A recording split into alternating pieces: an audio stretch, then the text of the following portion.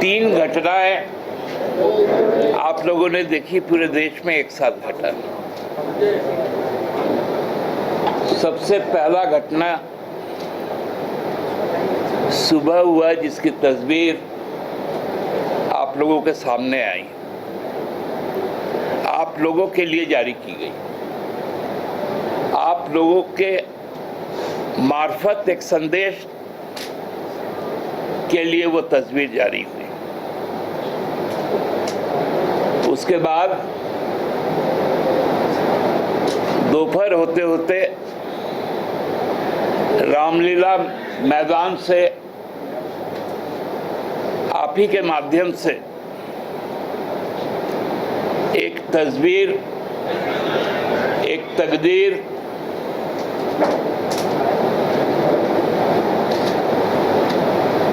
और एक आने वाले दिनों की परिस्थितियां सामने आई और शाम होते होते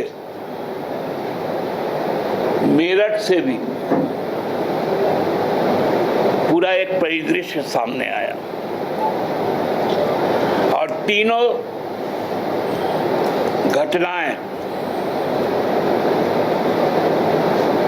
एक ही बात को दोहरा रहा था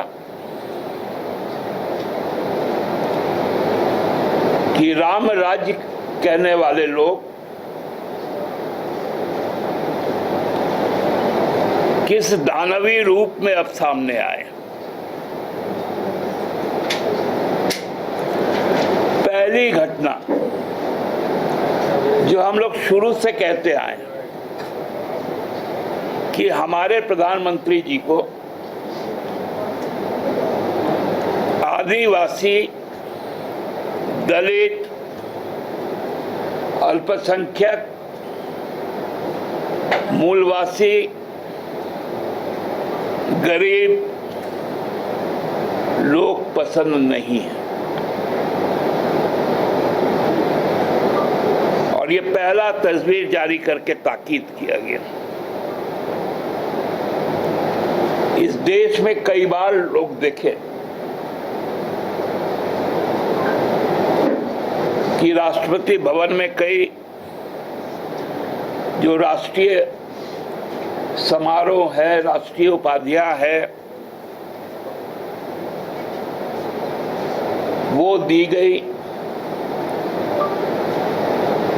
माननीय राष्ट्रपति महोदय कई परिस्थितियों में राष्ट्रीय सम्मान सम्मानित लोगों तक पहुंचाए और विभिन्न अवस्थाओं में पहुंचाए।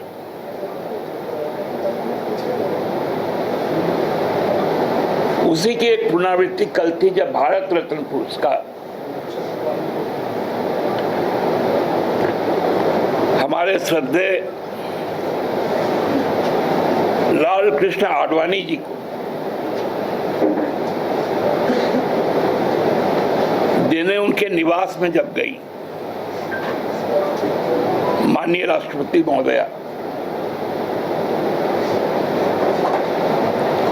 तो उस वक्त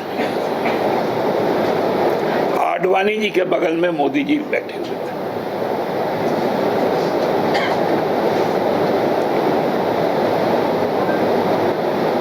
तो कोई अस्वाभाविक लगने वाला बात नहीं, लेकिन जब वो सम्मान भारत रत्न का उनको दिया जा रहा था तो हमारी माननीय राष्ट्रपति महोदया खड़ी थी और बड़ा आह्लादित होकर मोदी जी देख रहे थे।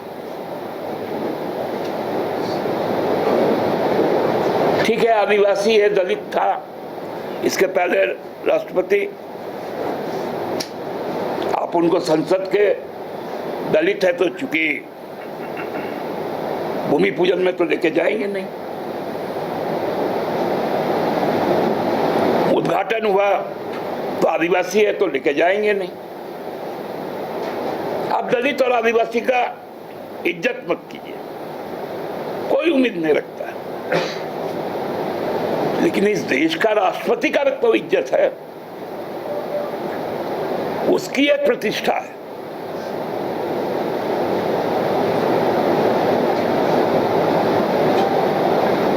जब राज्यपाल और राष्ट्रपति किसी भी जगह जाते हैं तो उनका आगाज राष्ट्रीय धुन के साथ होता है और उस पर सभी लोग खड़े होते हैं।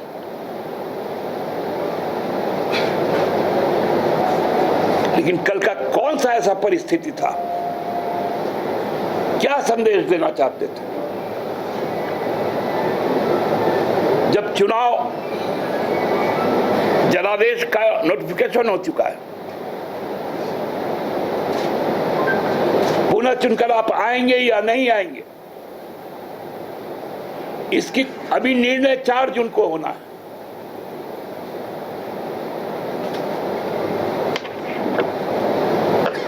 और इनका दम है कि वहां पर दिखा।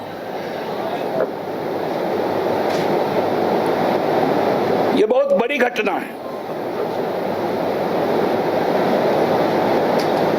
ये राष्ट्रीय प्रतीक का अपमान है।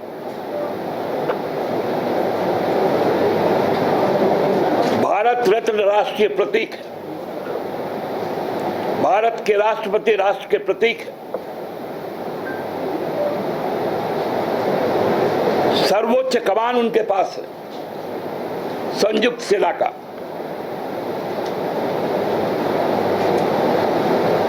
Supreme commander of the country.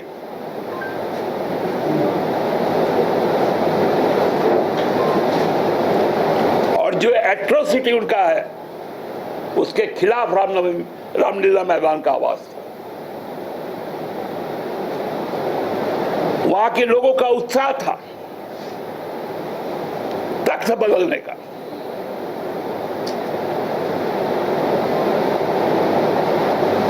कि एक अहंकारी का अहंकार कैसे मिटाया जाए, उसकी हुंकार थी। पूरे देश के लोग जिस प्रकार से हेमंत जी के साथ खड़े नजर आए, अरविंद केजरीवाल जी के साथ खड़े नजर आया, वो बताता है कि अब लोग समझौता नहीं करेंगे।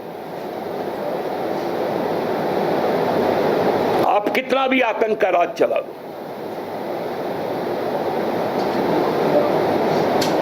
देश बदलाव चाहता है।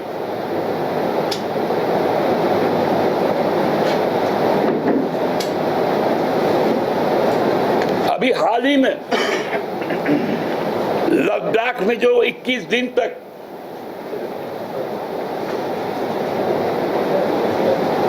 अंतरराष्ट्रीय ख्याति प्राप्त पर्यावरणविद, इंजीनियर,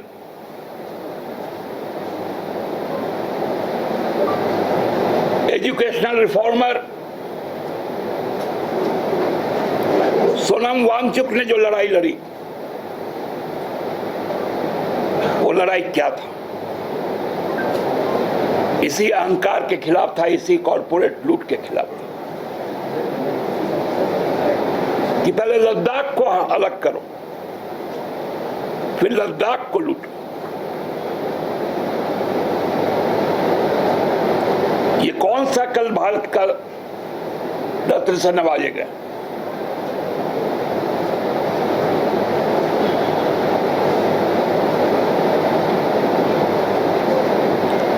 भारत रत्न से नवाजे चौधरी चरण सिंह भी गए। कल आपने देखा मेरठ में उनकी स्थिति, उन्हीं के वंशज को पूरे भरे मंच में किस प्रकार से उपेक्षित किया गया। केवल प्रधानमंत्री के द्वारा नहीं है, वहां के मुख्यमंत्री के द्वारा भी, जिनके समर्थन में उनके एक मंत्री भी उनके कैबिनेट में।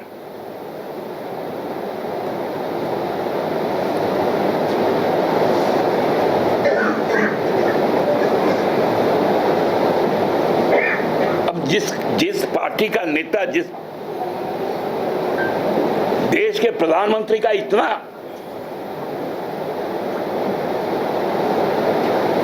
प्रचंड रूप है, तो वो तो उसके तो पार्टी के सांसद गण ऐसा करेंगे ही। 3 दिन पहले ही आप लोगों ने देखा जसीडी की घटना, FIR हुआ। जो भ्रष्टाचार भ्रष्टाचार बोलता था, कैसा भ्रष्ट निकला कि पूरा डॉक्यूमेंट सामने आ गया। और हम लोगों ने इस देश में पहला जो बैंक का जो लेके पैसा भागा था मेहुल चौकसी, तब नाम आया था पंजाब नेशनल बैंक का। वही पंजाब नेशनल बैंक का भी नाम फिर से सामने आया। इसकी तो जांच होगी।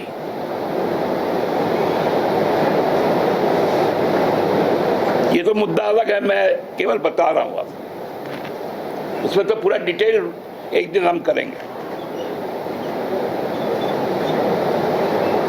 और जब भ्रष्टाचार विरोधी स्वर जब नामांकन करेगा, उस दिन तो पूरा पुलिंदा देंगे आप लोग।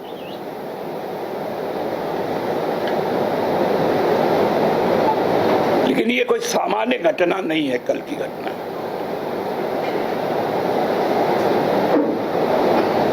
हमको लगता है कि आदरणीय प्रधानमंत्री जी अभी भी हमारे प्रधानमंत्री हैं, और कितना दिन रहेंगे नहीं बता पाएंगे, वो तो जनता तय करेगी। उनको कम से कम सामने आकर